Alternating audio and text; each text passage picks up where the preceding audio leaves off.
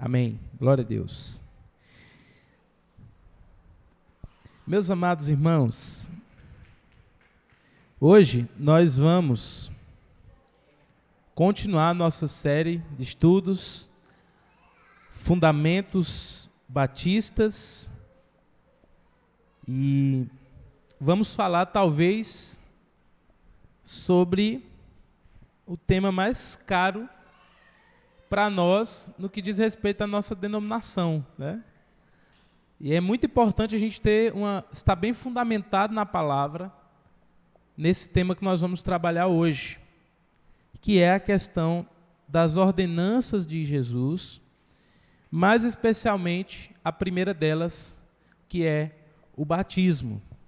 E por que é tão importante a questão do batismo para os batistas? Em primeiro lugar, porque nós somos chamados assim, de batistas, por conta do batismo. Por conta do batismo, usando o batismo por aspersão, e fazia o batismo de crianças, como era chamado o pé do batismo. E os batistas, não foi o único, mas foram um desses grupos, ou o batismo, certo? Ou seja, é uma ação, um ritual tão solene, tão importante para o cristianismo, que deve ser feito em nome da Santíssima Trindade, do Pai, do Filho e do Espírito Santo. Então nós precisamos entender o batismo. E nós vamos começar pelo Antigo Testamento, trazendo algumas sombras ou mostrando algumas coisas que já apontavam para essa realidade. Quando nós falamos do batismo cristão, é óbvio que o batismo cristão não aparece no Antigo Testamento. É óbvio, da forma como nós conhecemos. Mas ele tem algumas raízes, imagens, símbolos que apontam para essa nova realidade em Cristo. O batismo é algo da nova aliança. Mas ainda no Antigo Testamento nós temos algumas coisas que apontam, de alguma forma, para o batismo. Por exemplo, a questão das purificações com água. Desde o Antigo Testamento isso era comum. A lei de Moisés prescrevia vários rituais de purificação com água. Nós vemos isso lá em Levíticos 14, de 8 a 9, Números 19, de 7 a 10. Era muito comum, por exemplo, em caso de moléstias, de doenças, que a pessoa fosse purificada com água. Os próprios sacerdotes, ao entrarem na presença de Deus, havia uma pia no tabernáculo, onde eles se purificavam com água. Então isso era algo comum dentro da antiga aliança, a ideia da purificação com água. Os judeus, eles entendiam que a água tinha o papel de purificar e separar para Deus. Esses rituais eram uma sombra, presta atenção, então, quando a gente crê na questão da revelação progressiva de Deus, o Antigo Testamento, ele aponta para essa realidade maior, que é a nova aliança em Cristo. Então, esses rituais eram uma sombra da purificação espiritual definitiva que o batismo simboliza, conforme nós vemos lá em Hebreus, capítulo 9, versos de 9 a 10. Certo? Pois bem, outra coisa que podemos ver no Antigo Testamento é a questão da passagem pelo Mar Vermelho.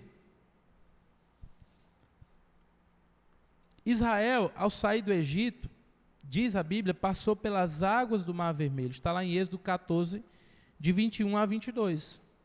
E o apóstolo Paulo, ele interpreta isso, você lê 1 Coríntios, nós estudamos aqui sobre isso, 10, 1 e 2. Paulo vai dizer que isso é um batismo em Moisés. O povo de Israel passou como uma espécie de batismo.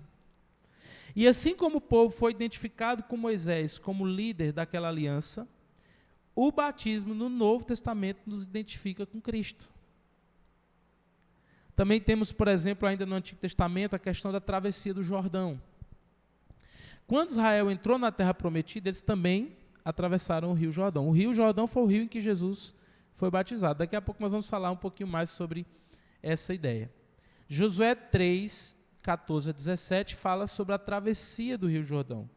E essa travessia marcou a entrada de uma nova etapa na vida do povo de Deus, porque eles tomaram posse da promessa, da terra prometida, passando pelo Rio Jordão.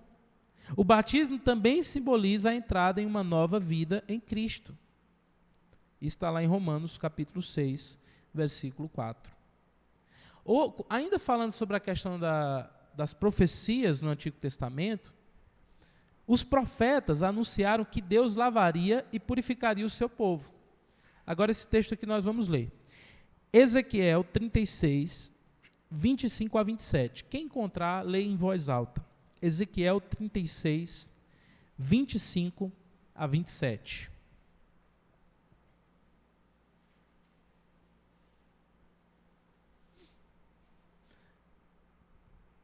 Ezequiel 36, 25 a 27. Quem encontrar pode ler.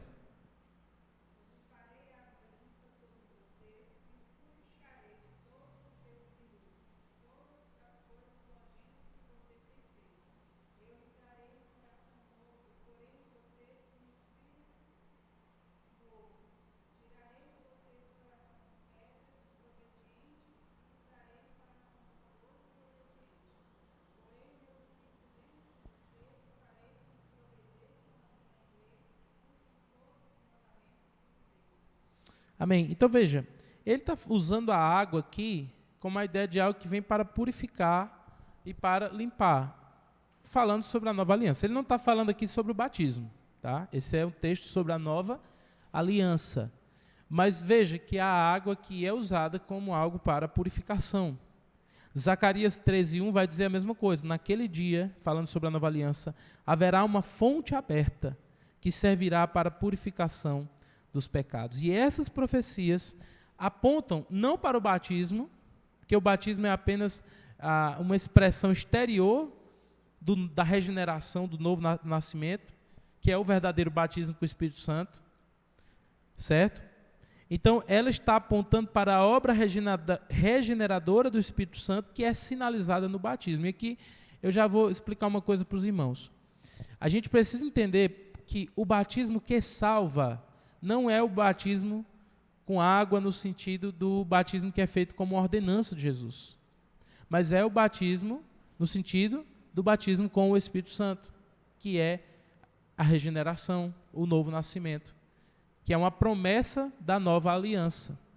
Então, quando um crente ele passa pelo batismo, é porque supõe-se que ele já passou pelo primeiro batismo, que é o batismo com o Espírito Santo. E que gera muita confusão às vezes, porque alguns vão interpretar o batismo com o Espírito Santo como sendo uma segunda bênção, algo que acontece depois da conversão. Nós não pensamos assim, nós cremos que esse batismo com o Espírito Santo está lá no livro de Mateus capítulo 3, daquele diálogo de Jesus, né, e de João Batista. Nós cremos que o batismo com o Espírito Santo é a regeneração. É esse batismo que é feito por Jesus. Tanto que João Batista, no primeiro momento, ele se opõe a batizar Jesus e diz, eu que preciso ser batizado por ti, porque era claro que o batismo que salva é o batismo de Jesus. Mas o batismo como ordenança, ou seja, imergir o crente nas águas em nome do Pai, do Filho e do Espírito Santo, é uma expressão desse primeiro batismo que já aconteceu no coração do crente. Certo? E por fim, ainda ali no período intertestamentário, né, entre Malaquias e Mateus, era muito comum a questão do batismo de prosélitos no judaísmo. Ou seja, uma pessoa de outra nação, um gentil, ele se convertia ao judaísmo no período intertestamentário, e quando ele se convertia, ele passava por um ritual de imersão em água. Isso preparou culturalmente o cenário para o batismo de João Batista e depois o batismo cristão. Então, só para nós entendermos as questões culturais ali da época. Agora, indo para o Novo Testamento, especificamente, que é onde nós vamos trabalhar toda a teologia do batismo hoje, vamos falar um pouco sobre o batismo no ministério de João e de Jesus. Nós deparamos-nos pela primeira vez com o batismo por meio de João Batista. Você pode abrir a sua Bíblia no livro de Mateus.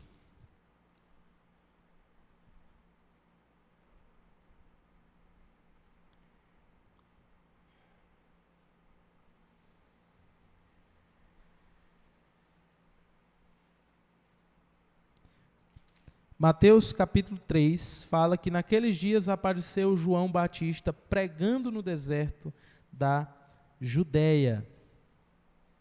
E no verso 6 diz que as pessoas vinham até ele e, confessando seus pecados, eram batizados por ele no rio Jordão. E mais à frente, ele vai dizer, no verso 11, eu vos batizo com água para arrependimento dos pecados, mas aquele que vem depois de mim é mais poderoso do que eu, do qual não sou digno de carregar as sandálias. Ele os batizará com o Espírito Santo e com fogo. Então aqui nós temos pela primeira vez a figura de João Batista, né? E o sobrenome atribuído a João indica a centralidade dessa prática em seu ministério. Então, ele não é João Batista no sentido do nome de nascimento. No início dos evangelhos nós temos bem claro que o nome dele é João, filho de Zacarias. Mas ele vai ser chamado de João Batista por conta do seu ministério de batizar pessoas. Então, o Batista vem daí, certo? E nos evangelhos, João atua como uma figura semelhante a Elias. Está lá em Malaquias 3, capítulo 1, a profecia sobre João. Preparando Israel para o próximo dia do Senhor e o novo êxodo profetizado por Isaías. Isaías 40, do verso do 3 a 5, fala sobre isso, né? Esse novo êxodo. Que êxodo é esse? Não é um êxodo como aquele do Antigo Testamento, que o povo estava na escravidão do Egito. Agora é um êxodo onde Jesus vai libertar esse povo da escravidão, do pecado, e levá-los a essa terra prometida, que é o reino dos céus. E assim como nesse processo em que Deus tirou o povo de Israel do Egito e os levou à terra prometida, eles tiveram que passar pelo batismo no Mar Vermelho, no Jordão, agora Jesus vai fazer a mesma coisa. João, ele exerceu o seu ministério no deserto, significando que Israel estava em uma espécie de exílio espiritual, embora estivesse fisicamente na terra prometida. Ele batizou no Jordão para significar que o povo precisava novamente cruzar o rio para experimentar as bênçãos de uma nova aliança em Cristo. O batismo de João estava ligado à necessidade de Israel ter seus pecados purificados. Contudo, João deixou claro que seu batismo não era suficiente. Era necessário ser batizado por Jesus com o Espírito Santo. João pregava um batismo de arrependimento, presta atenção, ligado à confissão pessoal de pecados. Já no batismo de João, quero que você acompanhe comigo, diz o texto que, verso 5, confessando seus pecados, as pessoas eram o quê?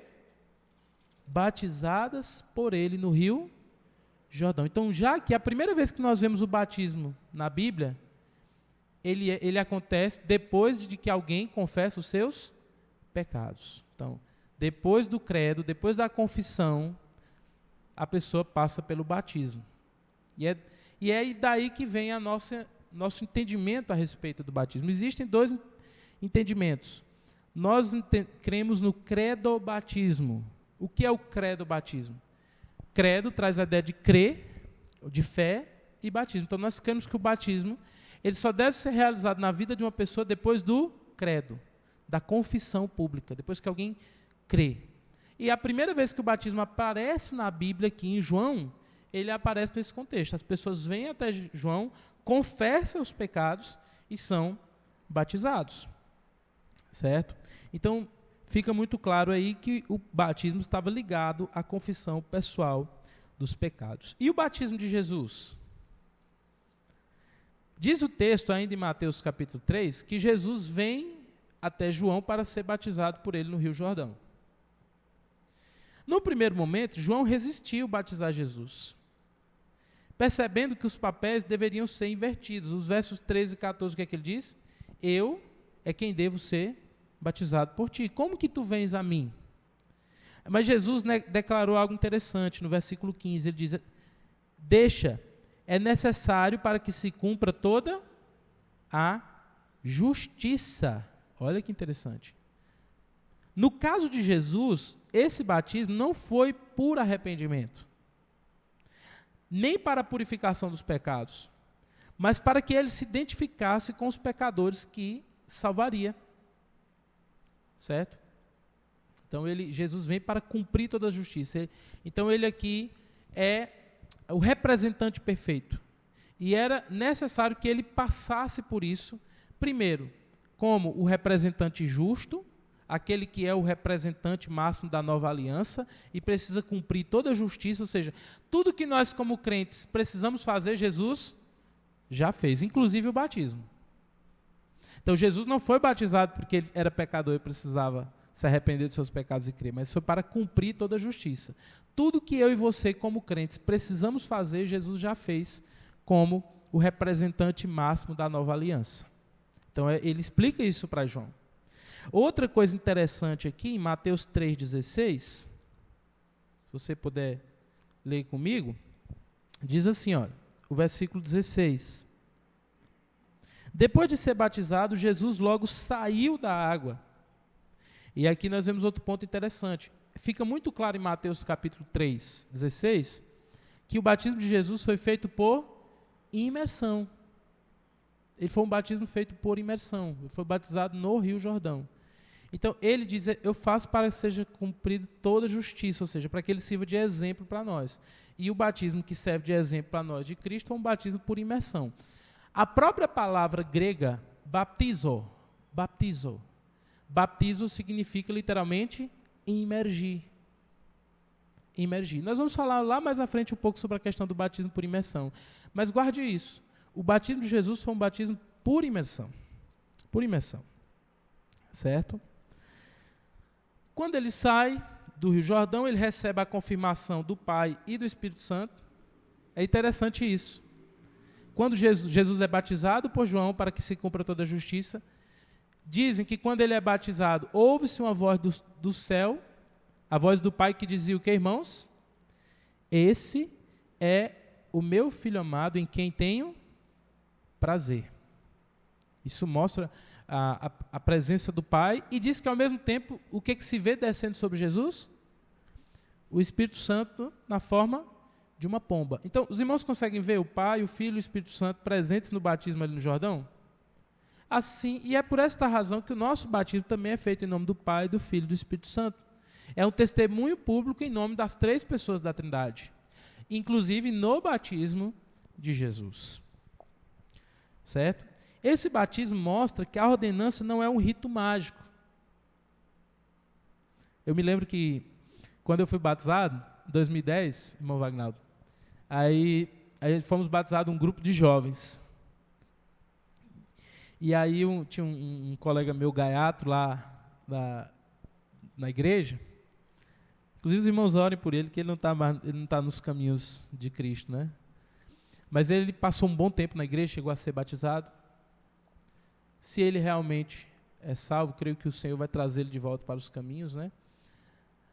Mas ele, gaiato, lá na hora, estava a fila para poder entrar no batistério na igreja, e ele disse, não, eu vou na frente, porque se Fábio batizar antes de mim, os pecados dele vai ficar tudo dentro d'água e não vai dar certo, né? Então a gente tinha aquelas brincadeiras muitas vezes, e a gente tem uma ideia, é o batismo que vai gerar purificação? Não, certo? Esse texto é muito claro. A ordenança não é um rito mágico, mas um ato de obediência e testemunho público. De obediência e testemunho público. Muito bem. Passando, nós vamos falar um pouco sobre o batismo na grande comissão. Então, temos as sombras do batismo no Antigo Testamento, a preparação para João Batista começando o batismo no Novo Testamento, Jesus sendo batizado por ele no Rio Jordão, e aí nós temos o batismo na grande comissão, que é quando Jesus ordena os discípulos a irem, fazerem discípulos e batizá-los em nome do Pai, do Filho e do Espírito Santo. Mateus 28, 18 a 20, nós já lemos, mas eu quero que os irmãos observem esse texto, a ordem progressiva no texto. Entendeu? Às vezes, a gente, quando vai fazer, a gente chama de exegese, ou a interpretação de um texto, a gente fica procurando coisas no texto, mas o texto bíblico é muito simples. Um dos atributos da Bíblia, quando a gente vai estudar teologia, é a clareza das Escrituras. O texto é muito simples, então basta nós olharmos para o texto. Olha a ordem progressiva. Mateus 28, 18 a 20. Primeiro, fazer discípulos. Depois o quê? Batizá-los. E por fim, ensinar todas as coisas que vos tenho ordenado. Então, os irmãos veem que todas as vezes que a grande comissão é apresentada no Novo Testamento, ela segue essa ordem progressiva. Então, primeiro, a pessoa crê em Jesus e depois ela é batizada. Irmão Michel, foi distribuída os que imprimi aí? Tá, é de duas. Não deu certo, não? Ah, tá bom. Eu vou mandar para os irmãos esse material. Então, nós vemos essa ordem progressiva: fazer discípulos, batizar e ensinar. Então, fica muito claro que o batismo aqui é um sinal de discipulado consciente.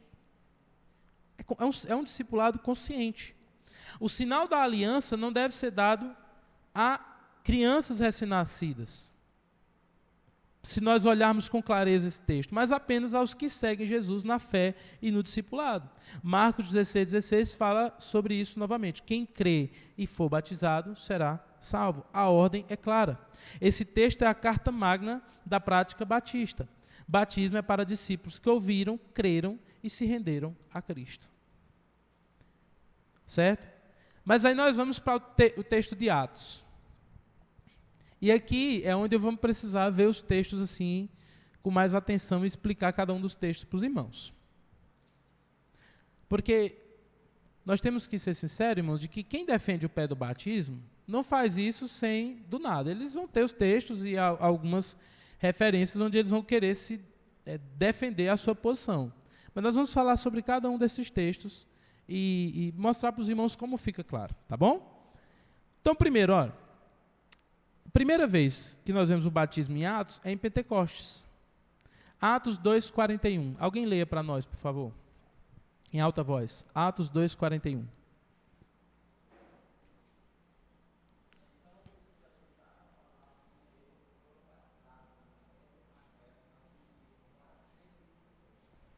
Amém. Amém, irmão Railson. Então, os que de bom grado aceitaram a palavra foram batizados. Né? Então, essa é a primeira vez que nós vemos o batismo em Atos. Aqui é o cumprimento, claro, seguindo a ordem da grande comissão de Mateus capítulo 28. Então, isso fica claro. Ficou claro para os irmãos? A ordem de Mateus 28 e a ordem aqui, na primeira vez que discípulos são batizados em Atos. Então, os que receberam de bom grado, o texto ainda deixa isso muito claro, receberam de bom grado a palavra, os que creram no Evangelho, foram batizados. Atos 8:12. Alguém leia para nós em voz alta. Aí nós temos agora os samaritanos. Quando Filipe vai até os samaritanos e prega o evangelho para eles, o que acontece?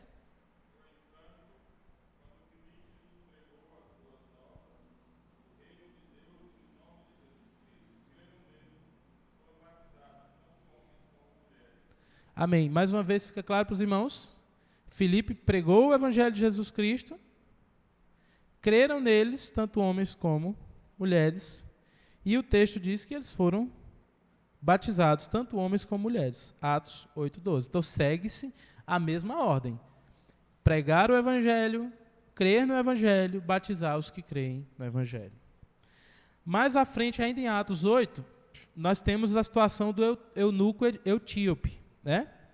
Que era esse homem lá da Etiópia, da África. Ele provavelmente era um judeu prosélito. Ele veio a Jerusalém para adorar a Deus, e ele está voltando, lendo o livro do profeta Isaías, e Deus então leva Filipe até o encontro com esse homem, e aí Filipe prega o evangelho para ele. Vamos ver o que acontece? Atos 8, 37 e 38. No mesmo capítulo, quem encontrar, lê em alta voz. Atos 8, 37 a 38.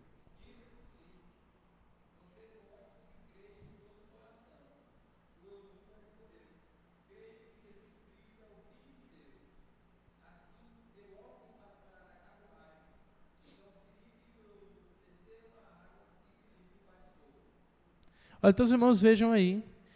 Qual é a pergunta-chave que Filipe faz ao eunuco? Antes do batismo. Qual é a pergunta-chave, irmão Jefferson? Você crê no Evangelho? E ele diz, eu creio que Jesus Cristo é o Filho de Deus. E o texto deixa muito claro que logo depois dessa confissão, ordena-se que a carruagem pare, os dois descem, né? E ali o eunuco é batizado nas águas, em cumprimento da grande comissão. Outro texto de Atos, Atos 16, 31 a 34. Né? Que vai falar a mesma coisa. E nós não vamos ler esse texto, que mais à frente eu vou explicar mais detalhadamente esse texto, que às vezes gera muita confusão. Então esse texto eu vou explicar um pouquinho mais à frente, detalhado para os irmãos. Mas olha, lá acontece a mesma coisa. Primeiro ouviram o Evangelho, creram, ele e sua casa, e então foram batizados. O texto deixa muito claro. Atos 16, 31 a 34. Então, irmãos, se nós pegarmos todos esses textos, o padrão é sempre o mesmo. O batismo invariavelmente ocorre depois da conversão, da fé em Jesus Cristo, e jamais antes, sempre é depois. Não existe esse texto em que alguém passa antes da conversão, antes da profissão pública de fé, pelo batismo. Agora vamos lá. E o que dizer de Atos 2, 38 a 39? Pastor, eu quero que você me explique esse texto, que é um texto que às vezes gera muita controvérsia. Atos 2, 38 a 39. O que diz aqui? Esse aqui eu vou ler pausado aqui para os irmãos. Olha. Quando ouviram isto, ou seja, a pregação do Evangelho, ficaram comovidos e perguntaram a Pedro e aos demais apóstolos, o que faremos, irmãos? Pedro respondeu, arrependam-se, olha a progressão, e cada um de vocês seja batizado em nome de Jesus Cristo para a remissão dos seus pecados e receberão o dom do Espírito Santo. Então a progressão está aqui, arrependam-se, creiam em nome de Jesus Cristo, sejam batizados. Mas o texto que muitas vezes vai gerar confusão em muitas pessoas é o versículo 39. Porque a promessa é para vocês e para os seus filhos, e para todos os que ainda estão longe, isto é, para todos aqueles que o Senhor nosso Deus chamar. Então muita gente vai interpretar esse texto dizendo o seguinte, o texto está dizendo que a promessa é para vocês e para os seus filhos, então podemos batizar nossos filhos recém-nascidos, crianças que ainda não creram em Jesus. Primeiro, o texto não diz isso. A gente está fazendo aqui uma inferência muito grande no texto. Não é isso que o texto diz. Vamos trabalhar esse texto aqui. Primeiro, a ordem de Pedro é clara. Do verso 38 que nós lemos. Arrependam-se e sejam batizados. Então, há a progressão que eu expliquei para os irmãos. O batismo vem como resposta posterior e visível à fé e ao arrependimento genuíno. Isso mostra que o batismo não é para qualquer pessoa, mas para aquele que já experimentou conversão. Né? No verso 39 ele diz, a promessa é para todos os chamados, não automaticamente para os descendentes. Aqui é a confusão. Se os irmãos leem com atenção, a promessa é para vocês, para os seus filhos, para os que estão longe, isto é, para todos aqueles que o Senhor nosso Deus chamar. Então não é para todos os que estão longe e todos os filhos. É para todos aqueles que o vosso Deus chamar, para todos aqueles que creem no Evangelho. Quando ele fala os vossos filhos, ele está falando no sentido do futuro, as próximas gerações. Então o Evangelho não é só para aquela geração, é também para as próximas gerações que viriam. E também é para os que estão longe, até os confins da terra. O que esse texto está dizendo é que o Evangelho é para todos. E dentro desse contexto de todos, serão batizados aquele que o nosso Deus chamar. O texto é muito claro sobre isso. Não significa que os filhos recebem automaticamente a promessa, mas que essa promessa se estende às próximas gerações. O ponto central quando ele é o seguinte, para quantos o Senhor nosso Deus chamar. A promessa é condicional ao chamado eficaz de Deus e à resposta do homem pela fé. Ou seja, não há base para batizar infantes sem fé. O batismo pertence àqueles que foram chamados, creram e se arrependeram. Romanos capítulo 9, aprofunda um pouco mais isso. Romanos 9, 6 a 8. Que está frio, viu? Romanos 9, 6 a 8.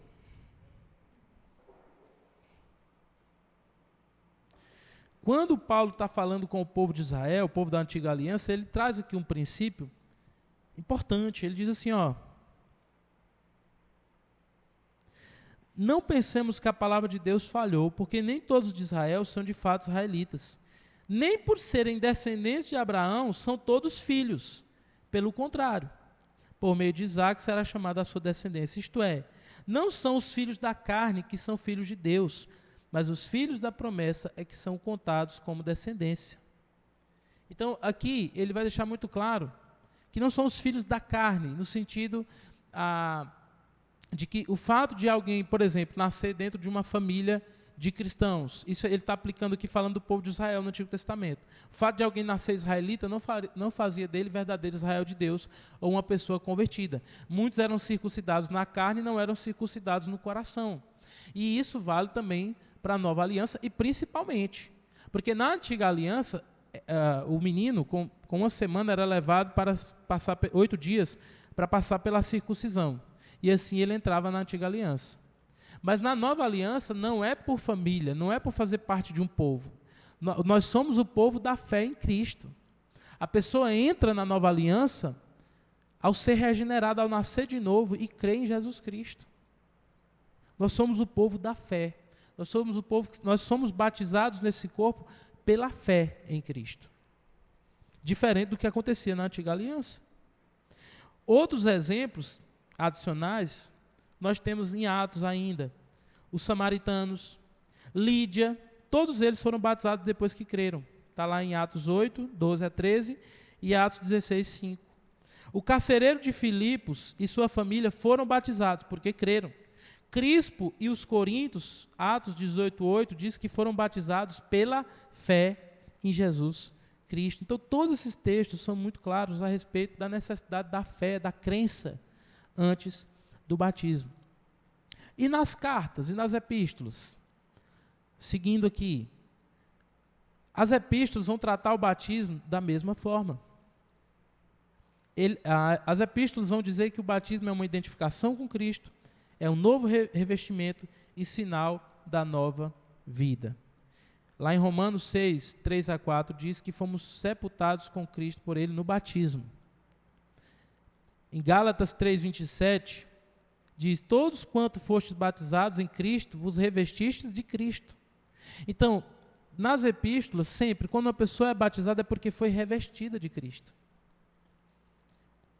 E 1 Pedro 3, 21, vai falar que o batismo é o sinal de uma boa consciência diante de Deus, ou seja, sinal da conversão, da nova vida. Em nenhum lugar nas epístolas o batismo é visto como algo automático ou aplicado sem fé. Então, é só para explicar para os irmãos. E por que isso aqui é importante para nós? Meus irmãos, porque nós viemos de um contexto de catolicismo romano. Esse foi o contexto que nós viemos. Eu não sei os irmãos, mas esse que vos fala foi batizado com 1 ano de idade. Eu fui batizado em uma igreja católica. A minha família era católica. Né? Depois, lendo a palavra de Deus, lendo os evangelhos, entendendo tudo isso que eu estou mostrando aqui para os irmãos, eu entendi que aquele batismo não era válido. E eu passei novamente pelas águas depois que eu criei em Jesus Cristo. Porque o batismo sem fé não é válido. E aí eu queria tratar 3 questões aqui importantes, para que não fique nenhuma dúvida, que são alguns argumentos sobre o batismo, por exemplo, de infantes. O primeiro argumento que vai ser muito usado é o argumento da casa. Esse argumento da casa é muito comum, especialmente no livro de Atos, que mostram famílias inteiras sendo batizadas. Então, muitas vezes, quem defende o pedobatismo, né, o batismo de crianças, eles vão usar esses textos, o argumento da casa, como, olha, se a casa inteira foi batizada, não é possível que nessa casa não tinha criança. Então, chega-se à conclusão, ou uma inferência, de que crianças foram batizadas. Há alguns textos realmente que falam de casos que foram batizados. Atos 11:14, Atos 16:15 e Atos 18:8. Só um ponto aqui, irmãos. A doutrina batista e a nossa interpretação não é que criança não pode ser batizada. Não é isso. O credo batismo significa que pessoas que não creem não podem ser batizadas. Eu conheço pessoas que foram batizadas com 8, 9 anos de idade, demonstrando uma fé viva no Senhor e estão até hoje na fé em Jesus Cristo. Então o texto não fala, não é sobre não batizar a criança, é não batizar pessoas que não creem e que não tenham condição de professar publicamente a fé. Então não é isso, só esclarecendo esse ponto. Então veja, quando se pega esses textos de Atos 16, que é o batismo do carcereiro e da sua família, nós vemos ali que a família inteira foi batizada, e argumenta-se isso como apoio ao batismo de infantes. Mas presta atenção, deixa sua Bíblia aberta em Atos 16. Alguns pontos que eu quero trabalhar aqui com os irmãos. Atos 16.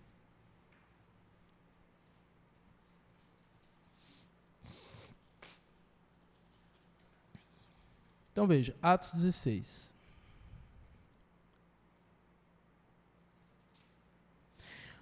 Se você pegar o texto de Atos 16, a partir do verso 27,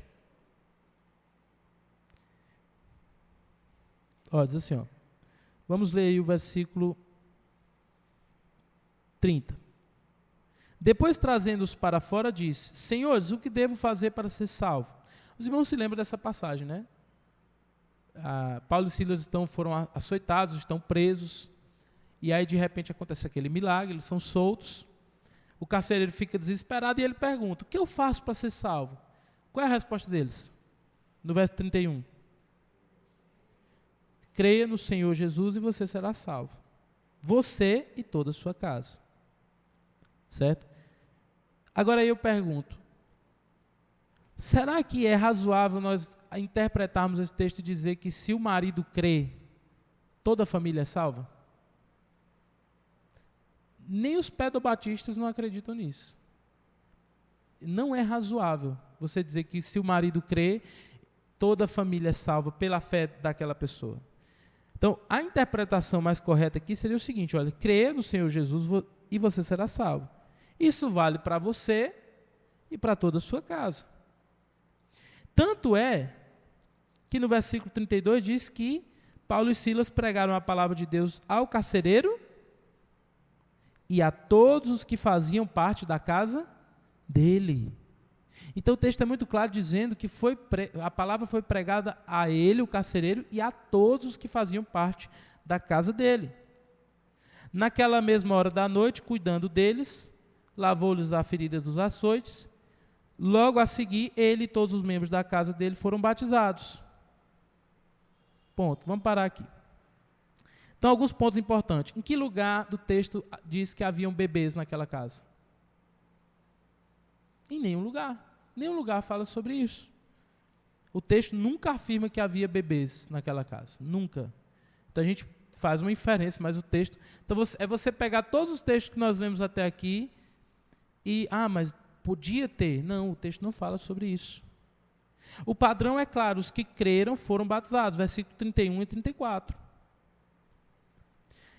Então, fica claro para nós que toda a família creu. Porque a salvação não pode ser recebida pela fé do outro. E um versículo importante que muitas vezes não é levado em consideração é o 34. Então, levando-os para a sua própria casa, deu-lhes de comer. E com todos os seus, ou seja, o carcereiro com toda a sua família, manifestava grande alegria por ter crido em Deus. Ponto. Concluiu. Todos da casa manifestavam grande alegria porque eles creram em Deus. O texto é muito claro. O texto é muito claro sobre isso. Eles foram batizados porque creram. Outra coisa que a gente tem que tomar cuidado, que a questão da analogia do batismo com a circuncisão. né? Porque muita gente vai fazer essa analogia direta entre o batismo e a circuncisão, porque os filhos da antiga aliança, os homens, eram circuncidados.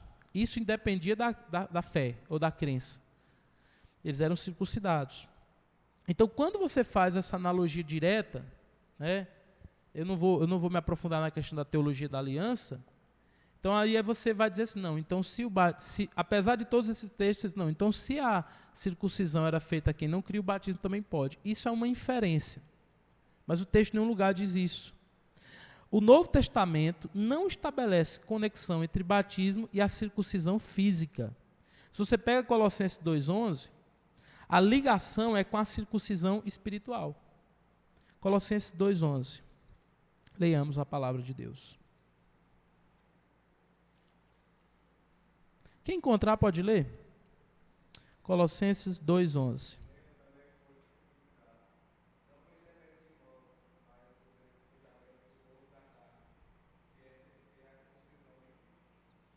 Amém. Então veja, ele falando sobre a nova vida em Cristo, ele vai dizer para o povo de Colossenses, que não era um povo todo judeu, haviam judeus ali, mas não era, e ele vai dizer que eles foram circuncidados, não por aquela circuncisão feita por mãos humanas, mas pela remoção não com a circuncisão feita pelas mãos humanas, mas pela remoção do corpo da carne, que é a circuncisão de Cristo, tendo sido sepultados juntamente com ele no batismo, no qual vocês também foram ressuscitados por meio da fé no poder de Deus que o ressuscitou dentre os mortos. Então, ele diz, não é aquela circuncisão feita por mãos, é uma circuncisão do coração. Então, quando o texto do Novo Testamento vai fazer a ligação do batismo com a circuncisão, é com a circuncisão espiritual. Você olha para isso, Paulo fala muito sobre isso, o problema de Israel. Diz que muitos circuncidados fisicamente não eram regenerados. A circuncisão, meus irmãos, era sombra e era ligada ao povo étnico de Israel. O batismo é uma realidade espiritual ligado à fé pessoal, ou seja, pessoas que creram em Jesus. A nova aliança, ela é espiritual. A nova aliança, ela é espiritual. Tanto que o texto diz que naquele dia, quando Jesus voltar, haverá uma grande multidão de brancos, todos aqueles foram alcançados pela nova aliança, e haverá povo de toda língua, tribo e nação. Nesse novo corpo, nessa nova aliança, entra não aqueles que nasceram da carne e do sangue, mas aqueles que nasceram do Espírito. E o batismo é uma comprovação a respeito disso. Na circuncisão eram inseridos incrédulos na aliança, mas na nova aliança todos conhecem ao Senhor. E eu gosto muito desse texto de Jeremias 31. Abra aí sua Bíblia. Jeremias 31, de 31 a 34. Jeremias 31, de 31 a 34. Falando sobre a nova aliança. Quem encontrar, leia.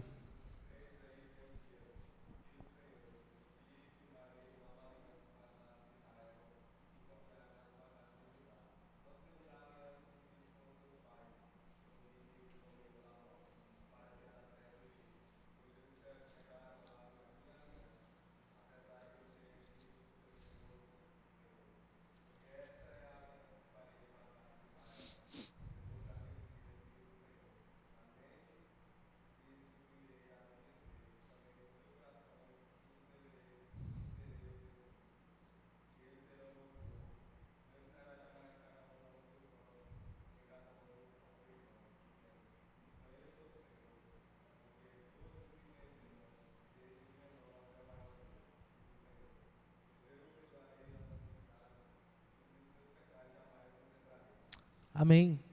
Então veja, essa é uma profecia sobre a nova aliança, e eu quero chamar a atenção dos irmãos no versículo 34, que ele diz assim, olha, porque naquela aliança todos me conhecerão, desde o menor até o maior deles, pois perdoarei as suas iniquidades e dos seus pecados jamais me lembrarei. Aí ele vai falar que é uma aliança diferente com aquela aliança que foi feita no Egito, na saída do Egito com o povo da casa de Israel. Essa aliança, todos os que fazem parte dessa aliança, eles creem no Senhor. Eles creem no Senhor. É uma expressão de Jeremias aqui. Todos conhecem o Senhor. Então não faz sentido inserir nessa nova aliança pessoas que não conheçam, que não creiam no Senhor. Né?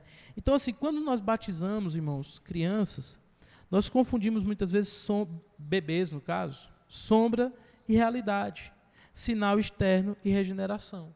Outro texto, caminhando aqui, que eu quero depois abrir para nós conversarmos um pouco, é a questão das criancinhas de Jesus. Alguns vão usar esse texto também, Mateus 18, 3-4, Marcos 10, de 13-15, que mostra Jesus acolhendo crianças. Há um momento ali onde os discípulos não deixam as crianças ir até Jesus, e Jesus diz o quê? Deixe vir a mim as crianças, porque delas é o reino dos céus.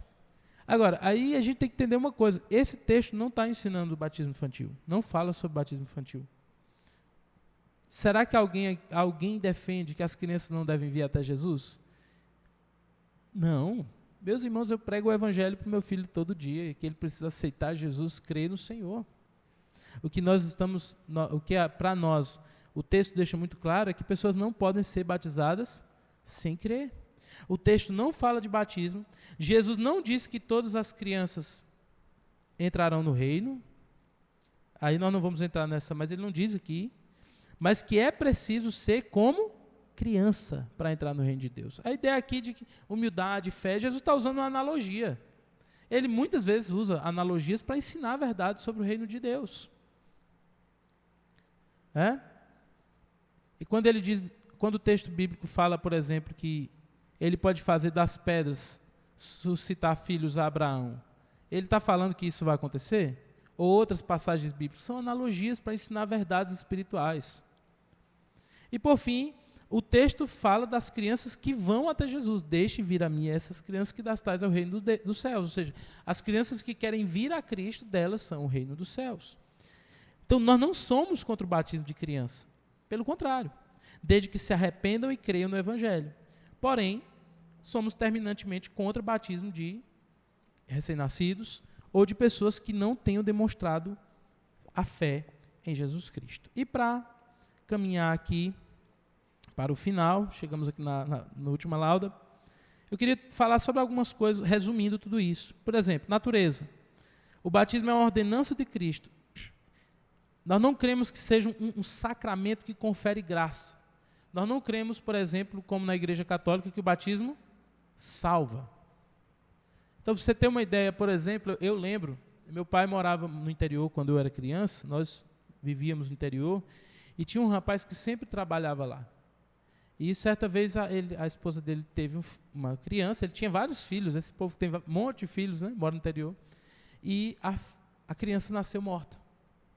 E eles, era um costume, eles se reuniram, foram lá e batizaram a criança. Então, até diziam assim, que quando acontecia isso, a criança ou era Maria ou era José. E batizaram a criança ali.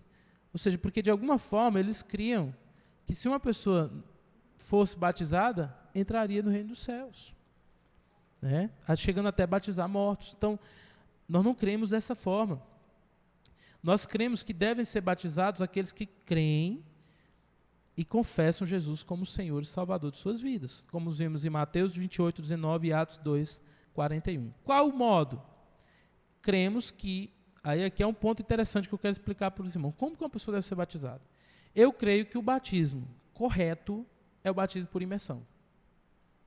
Certo? Correto. Aí eu vou explicar para os irmãos. Pois ele simboliza sepultamento e ressurreição. A palavra baptizo significa mergulhar ou imergir. O texto de Mateus 3,16 diz que quando Jesus saiu da água, o eunuco e Filipe desceram juntos à água. Atos 38, 39. Romanos 6 diz que o batismo significa o sepultamento e ressurreição. Então, a visão é muito clara. Sepultar e ressurgir. Então, o batismo manifesta essa realidade espiritual. Quando a pessoa desce as águas, morte, sepultamento. Quando ela sai, ressurreição, nova vida. E quando nós olhamos para a história da igreja, para mim é muito claro, você vai pegar arqueologia bíblica, se você vai estudar a história dos pais, lá no início, Nos 2 primeiros séculos, especialmente, o batismo era feito, na maioria das vezes, por imersão. Vou dar um exemplo, o didaquê. Alguém já ouviu falar do didaquê? O didaquê era uma espécie de catecismo da igreja primitiva. Então, o que o didaquê de um irmão, Onésimo, os irmãos se lembram? Que se converteu dentro da prisão. Nestes casos, o didaquê diz que poderia ser batizado por afusão. Mas o batismo, ele manifesta o seu significado principalmente pela imersão. Então, não é que aqueles batismos, por exemplo, em que um irmão estava lá no calabouço preso, ou que estava lá numa situação que ele não tinha condição de ser batizado, ele não ia ser batizado.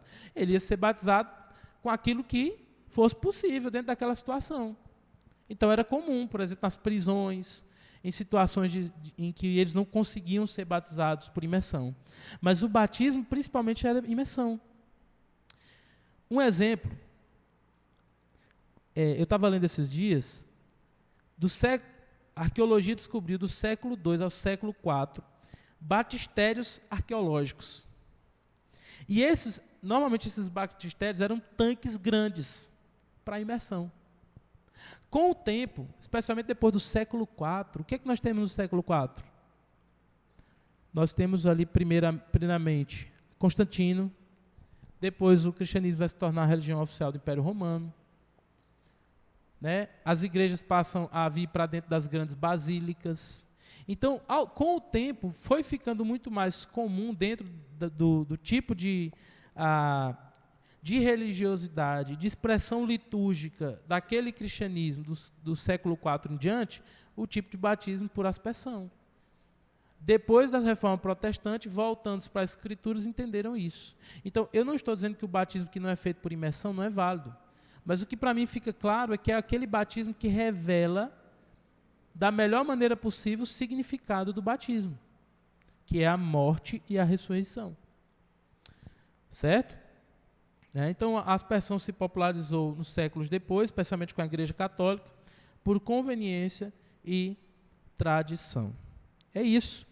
Então, o batismo significa identificação com Cristo, testemunho público de fé, entrada na comunidade da nova aliança, a igreja, não salva, mas é para os salvos. E a prova disso é Lucas 23, 42 a 43, o ladrão da cruz. O que Jesus diz para ele? Hoje mesmo tu estarás comigo no paraíso. Ele não foi batizado. Outro exemplo de pessoas que foram batizadas e que depois mostraram que não eram salvos. Por exemplo, Atos 8, 13 a 21, Simão Mago. Foi batizado, andava com os discípulos e depois mostrou que era incrédulo. O batismo é um sermão visível do Evangelho. Morte para o pecado, nova vida em Cristo. O batismo bíblico é privilégio de quem já nasceu de novo e confessa Cristo como Salvador. Amém? É isso, meus irmãos. Então, nós entendemos claramente isso. E o ponto importante aqui, nós entendemos que o batismo só é válido quando ele acontece depois da confissão pública de fé, mediante a fé. Amém? Glória a Deus.